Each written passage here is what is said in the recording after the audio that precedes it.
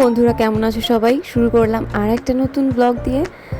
তো শুনলেই তো তোমরা, ছেলে গানের রেওয়াজ করছিল অনেক দিন পর, সেরকমভাবে বসা হয়ে ওঠে না, কারণ আমি নিয়ে বসাতে পারি না।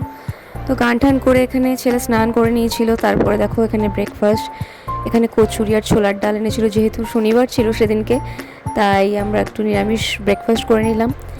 তারপর এখানে যেহেতু আমার চাল বাড়ন্ত হয়ে গেছিলো, তাই চাল এনেছিল, সেটাকেই আবার পুরো ভরছিলাম ড্রামে। রান্না বান্না কি করব সেটা তো তোমাদেরকে দেখাবোই অবশ্যই। তো চলো আজকে কি করি না করি সারাদিন তোমাদের সাথে অবশ্যই শেয়ার করব। আস্তে আস্তে চলো। তারপরে আমি এখানে দেখো কিছু ফল কেটে নিয়েছিলাম, যেহেতু ছেলে বলছিল ফল আছে কিনা, তার জন্য একটু ফল কেটে ওকে আমি ফল খেতে দিয়ে দিয়েছি। তারপরে এদিকে আমি কি করি চলো দেখাচ্ছি। এখানে আমি বলেছিলাম একটু এঁচোড় আনতে, যেহেতু নিরামিষ এঁচোড় করব, তাই দেখো এখানে কেটেই এনেছিল, কিন্তু বেশ বড় বড় করে, সেরকমভাবে পরিষ্কার করে কেটে দেয়নি। তবু আমিও আর এগুলো ছাড়াই ঠাড়াইনি, কারণ আমার শরীরটা অত একটা ভালো ছিল না। আর এখানে দেখো বেগুন কাটছিলাম, হচ্ছে কুমড়ো আলু বেগুন দিয়ে পালং শাক করব, আর হচ্ছে এঁচোড় করব।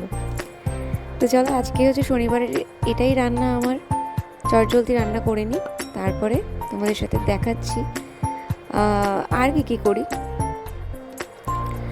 আর আমার এই ছুরিটার ধার প্রচণ্ড কমে গেছে, তবুও এটা দিয়েই চালাচ্ছি।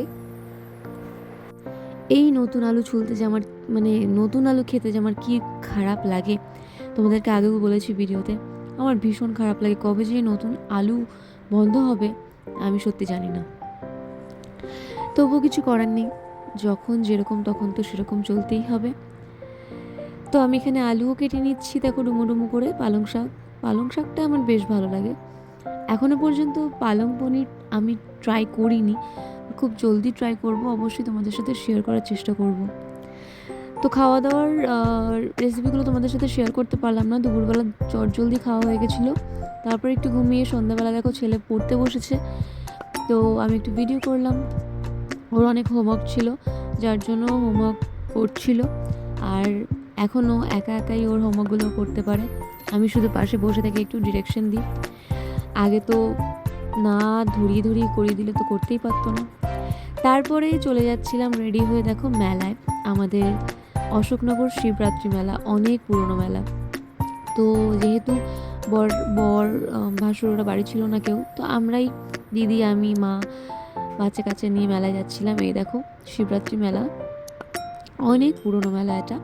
তো যখন আমরা গেছিলাম তখন মেলা দেখো পুরো ফাঁকা, সেরকম মেলায় কেউ নেই, জাস্ট কয়েকটা লোক গুনে গুনে। তো আমরা বেশ তাড়াতাড়ি গেছিলাম অবশ্য। ওখানে গিয়ে আগে খেয়ে নিলাম হচ্ছে একটা চা। তো দিদিকে বললাম চলো চা খাই, চা থেকে শুরু করি। চাটা বেশ ভালো ছিল, 15 টাকা দাম নিয়েছিল।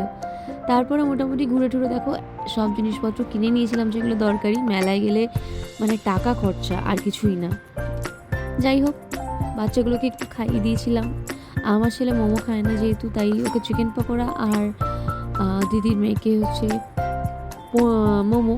আর এখানে সবাই বলছিল আইসক্রিম খাবে, তাই দিদি আইসক্রিম খাওয়ালো, আমি খাইনি যেহেতু আমার ঠান্ডা লেগেছে।